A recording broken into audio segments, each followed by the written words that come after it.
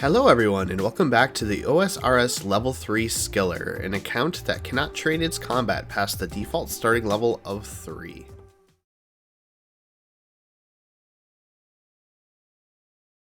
Then it was on to Corsair's Curse, which is our first interesting quest of this episode. Continuing then with the free-to-play quest, trying to mop up as many as I could, I went ahead and did Demon Slayer. After that, I was feeling a little bold, so I went ahead and did another attempt at Lost City and trying to get the Bronze Axe from the zombie.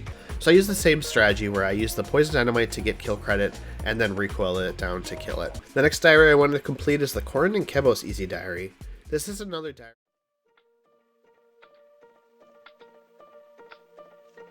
Hello everyone, and welcome back to the channel.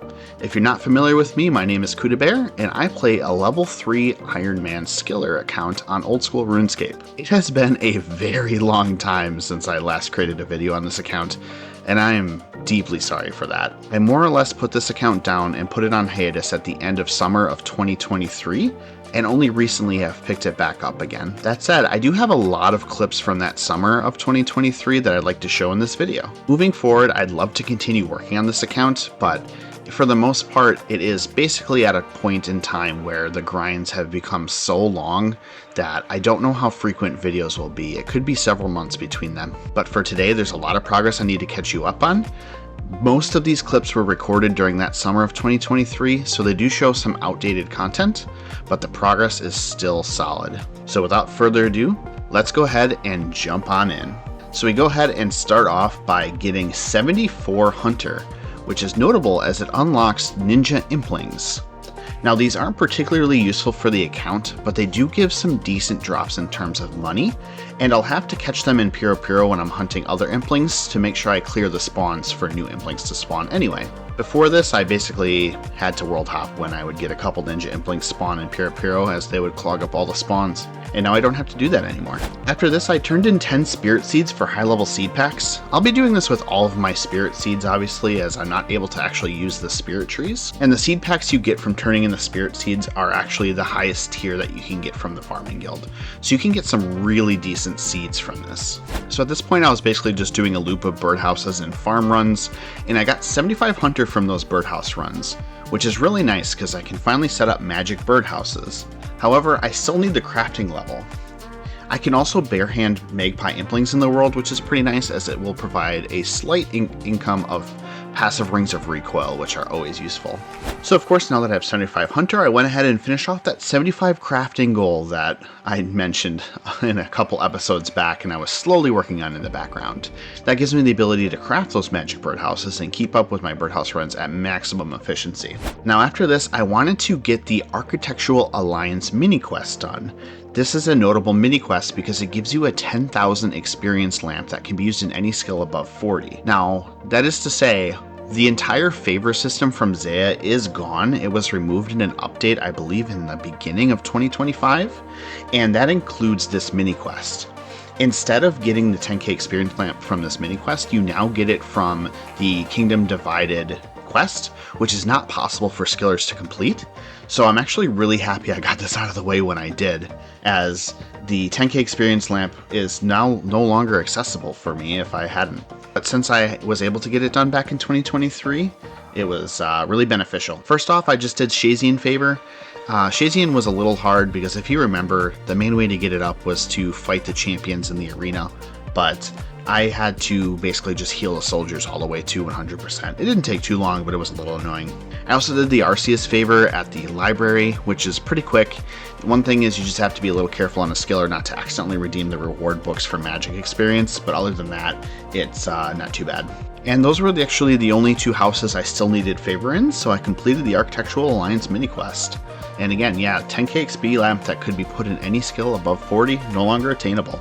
A big boost to my Slayer training, and I was really grateful to have it way back in 2023. After this, I processed all of the Guams, Marintils, and Harlanders I had in the bank, and made 500 Guthix Rest Ts 4, which should last me a very long time for future challenging content. This also got my Herblore up so high that I hit 1,000 total on the level 3 Ironman Skiller account.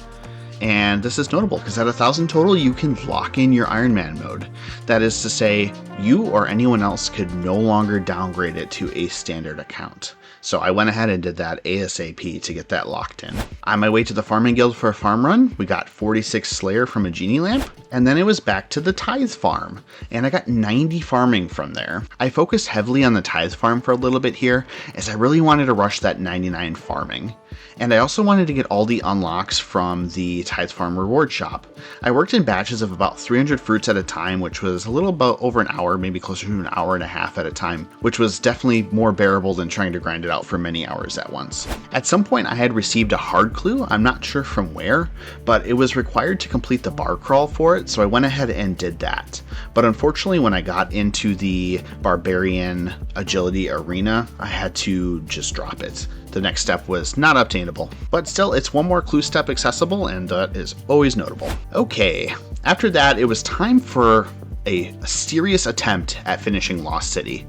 Those familiar with the series will know that I had basically attempted Lost City several times already on this account, trying to use poison dynamite to kill the zombies for a bronze axe. This was just not working. I had wasted a lot of poison dynamite and I was very dry on the bronze axe. So I decided to take an alternative method, and that is to stack up easy clue caskets and bring them down into the Entrana dungeon. These clue caskets have a pretty good chance at getting a black axe reward, and I would use that black axe to chop the tree for the quest. So to get started here, I only stacked up 11 easy clue caskets.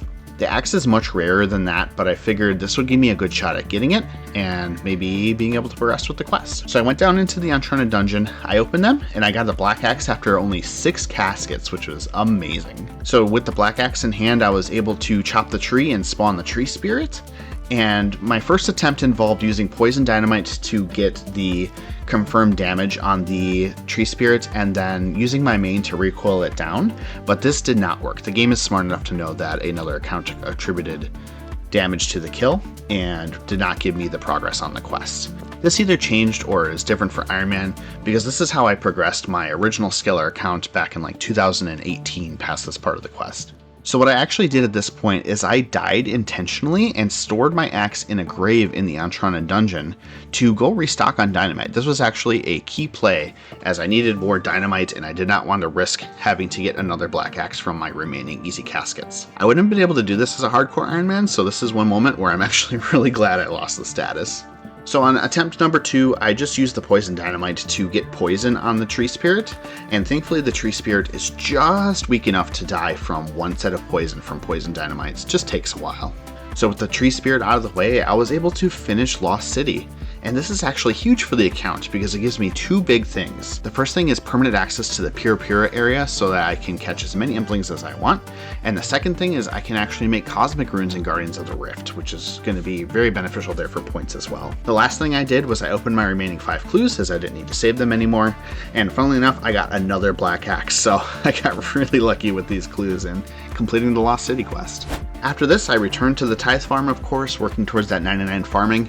I got the full farmer's outfit unlocked. This isn't a huge unlock for the account, but it is a little bit of bonus experience while turning in fruit at the Tithe Farm or doing tree runs or stuff like that.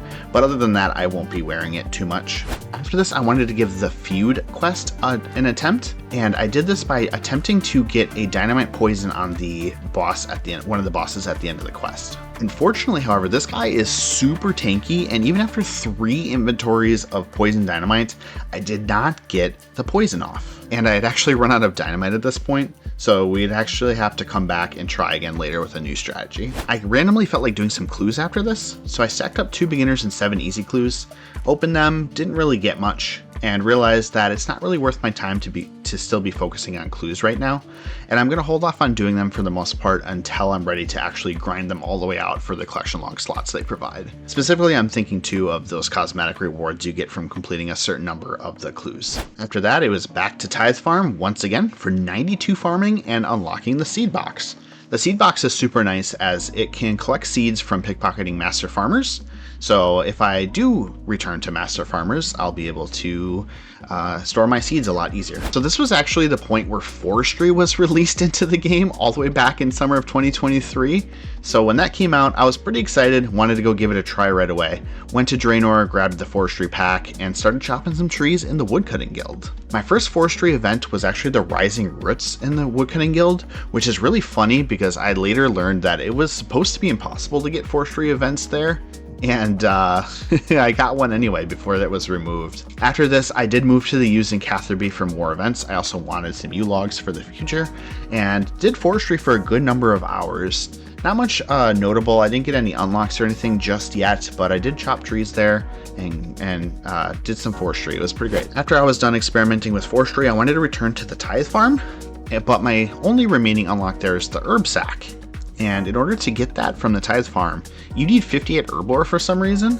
So I went ahead and used some herb lore supplies in my bank and got that 58 herb lore. And then with that herb lore level, I was able to go to the Tithe Farm shop and buy the herb sack. Now the herb sack is not the most useful unlock for me as a level 3 Ironman Skiller, but it is really nice for herbivore, so I'll be using it there. So now that I have all of the unlocks from Tithe Farm, I'm going to go ahead and use the rest of my Tithe Farm points on grapes. So it turns out grapes are actually pretty good farming training as long as you can get the seeds. They're almost as much XP as a tree for all of the patches combined, and they grow really fast. It does take a while to plant and harvest them, so you spend more time farming, but in a pinch, it's really good for farming experience. So I actually bought and grew grapes for the rest of my 99 farming training. One thing that I haven't done on this account yet is actually start the giant dwarf to get Keldegrim access, which is kind of crazy to me. I didn't have blast furnace or anything before this. I couldn't use the trapdoor in the Crown Exchange to get to this area of the map quickly. So I went ahead and did that just to get it out of the way. And the reason I did that is so that I could get quick access to the hunter area up by Fremennik, so I could get these Kibbit jaws or whatever they're called to make hunter potions. And the reason I want those hunter potions is because I'm approaching 80 hunter, and the hunter potions boost your hunter level by 3, so I can actually boost to catch dragon implings soon, and I want to be ready for that. One thing I did do after this is I actually wanted to clean up some quests that I probably should have did a long time ago, but I'm just getting out of the way now. Some skiller friendly quests that I think are really beneficial. One is the Golem, nothing really notable there. I also did Sleeping Giants for a nice smithing boost. I'll also probably be using the Giant's Foundry for a lot of my smithing training as it's really convenient there. I knocked out Sheep Herder, and then the Forsaken Tower and Zaya. And then I actually went back and finished the feud. So it turns out that the two bosses in the feud, the Tough Guy and the Bandit Champion, they don't require any poison dynamite at all to kill. You don't need any confirmed damage on them. It is more than acceptable to just recoil them straight down from full health.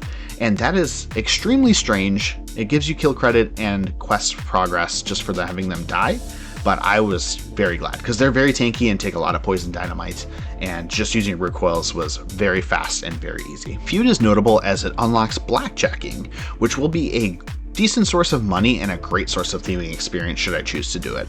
And after I finished all those quests, I finally made those hunter potions, so I'll be able to boost my hunter level, and achieved 80 hunter from a birdhouse run. So now I can go dragon impling hunting, which is huge for the account because dragon implings drop glories. And it's my only way to get a glory amulet for the account, which is my best in slot accuracy boost by far. So wasting no time, I went ahead to Puro and I started hunting for implings. Now the cool thing about hunting for dragon implings is you actually get a lot of magpies and nature implings and ninja implings along the way trying to force them to spawn. So I got a ton of recoils from this process and a ton of stuff I could sell for money. I did catch my first 4 dragon implings fairly quickly, but I did not get any glories from them unfortunately, so we'll have to return here again in the future to try again. At some point I decided to knock out another agility threshold level, which was 72 agility. Now if you weren't familiar, before the run energy changes that happened I believe earlier this year, it used to be such that every 6 levels in agility you would gain another energy recharge tier, so there wasn't much benefit to gaining a single agility level. You were better off gaining 6 at a time, and my idea was to basically gain 6 every now and then so that I could continue getting better energy recharge and increase my agility level in the process. This doesn't really matter anymore, but it was the strategy back then, and that's why I stopped at 72. This also gave me enough marks of grace that I was able to get my first graceful recolor, And for this, I chose White Graceful. I think it just looks nice, and I've never had a Graceful recolor on any account on Old School RuneScape, so I'm actually pretty excited to have it. Then I went back to Piro and did get another Dragon Impling, but unfortunately did not get a Glory again. So of course in the background I've been keeping up with my farming contracts, and the farming contracts actually give Spirit Seeds quite often, so I've got another 12 to turn in here for seed packs. At this point, my seed collection in the bank is actually getting to the point where I don't think I really need to worry about seeds much anymore, except for herb seeds. So I'm going to keep doing them to get herb seeds, but a lot of these more expensive seeds I don't think will be used for much more than farming contracts themselves. Then back to Piro, got a few more Dragon Implings, and we got the Glories. So as you can see from my inventory here, we also got lots of loot to sell for some decent money and lots of recoils. Even just 24 from this session right here. So I'll have recoils for a long time for lots of content in the future.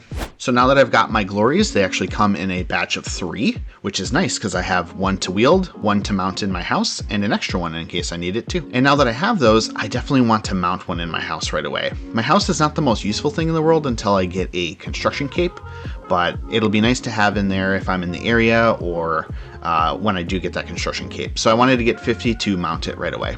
At this point, I just made some planks at the sawmill in the woodcutting guild, which is by far the fastest way for me to make planks. So the way I want to train construction is mahogany homes. So in order to do that, I also need steel bars. So I did a bit of motherlode mine to get a bit of coal, and then I smelted some steel bars so that I also have those for the minigame. Then I did mahogany homes for 50 construction. It's actually not too bad. It's not too hard to get to every area where houses are. It's slower than on a main account for sure because my transportation is more limited, but it's actually what I want to do for 99 construction. Mahogany homes is so much cheaper and requires so much fewer planks than just doing construction traditionally. I plan to do this for 99 construction for sure. But for now, just going ahead and stopping at 50 and then mounting the Glory in my house. Again, it's difficult for me to get to my house, so not the most useful thing in the world here, but it does give me some teleports that I wouldn't be able to have otherwise. Because for whatever reason, the mounted Glory is forever charged, even if you use a uncharged Glory to mount it.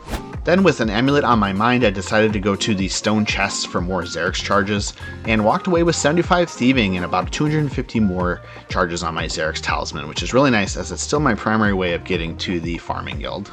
After this, I had received a medium clue that had a step on Crandor Island, which is actually an achievable step for me, but requires me to complete most of Dragon Slayer 1, including Melzar's Maze, which if you recall, requires you to kill a lot of monsters in a specific order to make your way all the way through and get the final map piece to go to Crandor. I thought it would be a fun challenge to actually complete Melzar's Maze, so I went ahead and gave it a shot. Of course, this took a ton of poison dynamite and recoils. I had to kill the right NPC to get the key drop for each level. I had to get multiple keys because I had to keep leaving for more poison dynamite. It basically resulted in me having to get a key, go back for poison dynamite, get all the way back up to that key to get a duplicate of it, and then repeat to upgrade to every new key tier. It was very interesting for sure. In between messing around in Melzar's Maze, I did do a tree run and I got 97 farming, so we're really close to getting that 99 in the background. And then I went back to Melzar's Maze and I did get all the way to the Lesser Demon, which is the final monster you have to kill for this part of the quest. Unfortunately, however, even with a full inventory of poison dynamite, I did not get the poison kill on the Lesser Demon. Instead of going all the way through the maze again and sacrificing hundreds of poison dynamite and all of my time to do the 0 XP, I decided to sacrifice 4 range XP to kill the Lesser Demon by using Venom on my main. So basically, if the monster is full HP but venomed, you can do 1 damage at any point on your account and it will give you kill credit, because the venom does not count as being assisted or anything by another account. I actually regret doing this, as 4 range XP is XP that I can never get back and might be more useful in the future for future updates or something, and all I would have had to do is just go through the maze again. It just would have cost time. So if I could go back, I wouldn't do this, especially just for a clue step.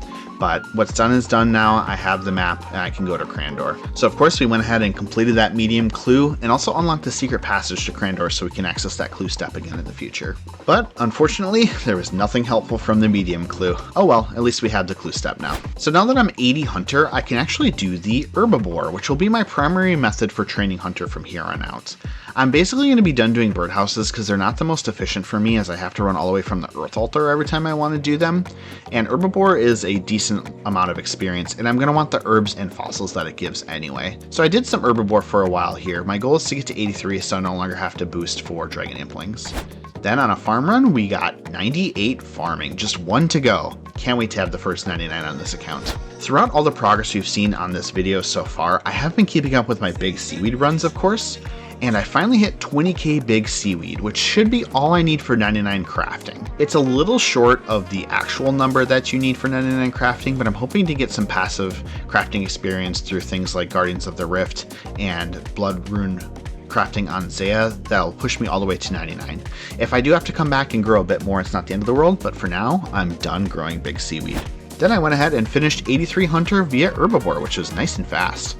And now whenever I see a dragon impling, I no longer have to boost to catch it, which is nice. I was looking to mix things up after this a little bit, so I decided to do 100 more Tempros permits, and this allowed me to finish my Spirit Angler set, so that'll be a nice little upgrade while in the mini game.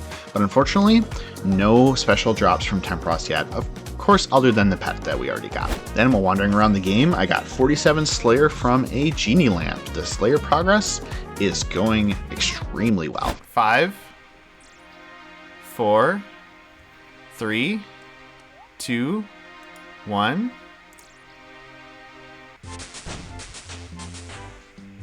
Sorry, it cost you your life. That's great.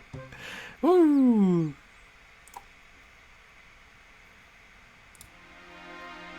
Unlimited spirit trees. Nice. Too bad I can't use them. Alright, Mr. Martin, give me that cape, please. Does anyone remember when you used to have to buy 2 capes for a placeholder? I remember getting 2. Yeah, 99 Con would be a good one. It would be a long grind, but I definitely want to do Mahogany for it. There we go. That looks so good.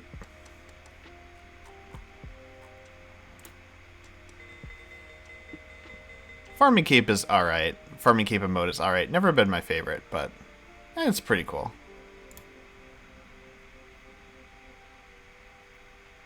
Yeah, 99 Con is an interesting idea to do next. That's something to think about for sure.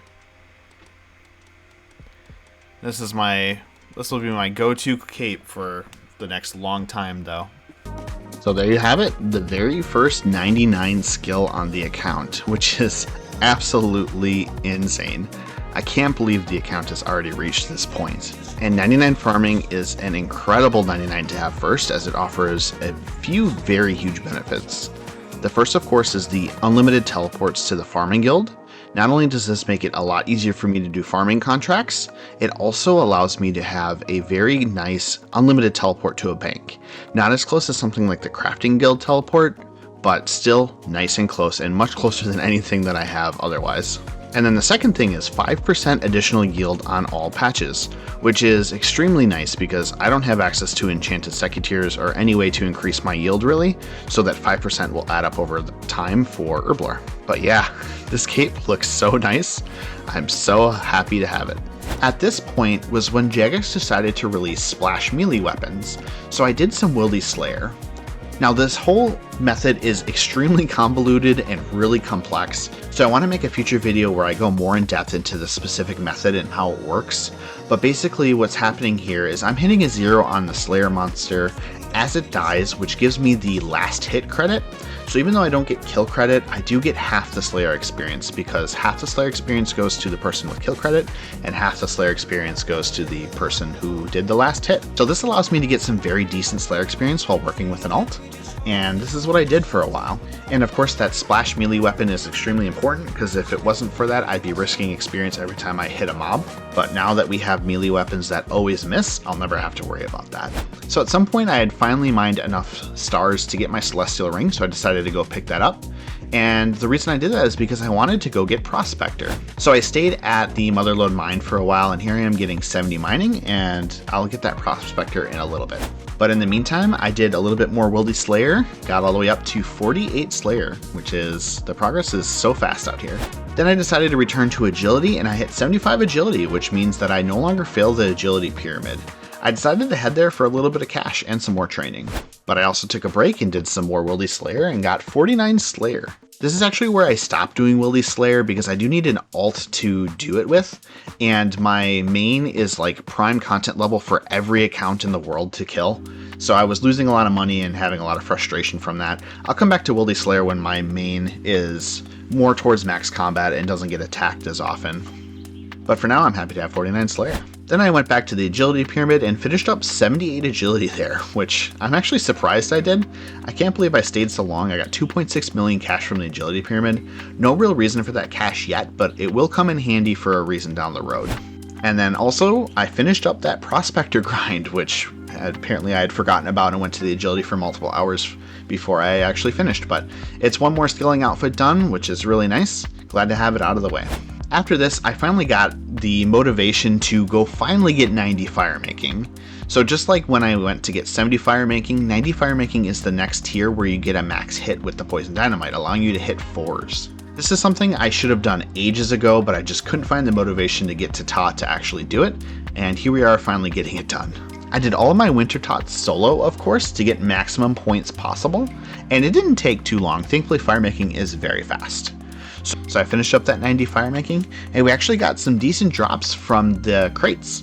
We basically finished the full collection log except for the pet and the Dragon Axe. So I will have to come back to try to get that Dragon Axe at some point, but it's extremely rare, so I'm not sure when that'll happen.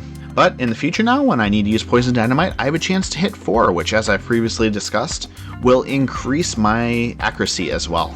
After finishing 90 fire making, I did a little bit more forestry, and I finally had enough rewards to purchase the log basket, which will be really nice for chopping teaks for construction on Fossil Island. I don't know what else is useful from the forestry update at this point, honestly. I need to do a little bit more investigation. I know there's been a lot of rebalancing with that content, so I'll see if there's anything more useful, but for right now, I'm just going to be chopping teaks on Fossil Island for woodcutting anyway, and you can't get forestry events doing that, so not a big deal. Okay, and now it's time to return to Guardians of the Rift. And the reason I'm doing this is I want 99 construction. And you might be wondering, why are you at Guardians of the Rift if you want 99 construction? It's going to be a process that I'll break down as we move through it.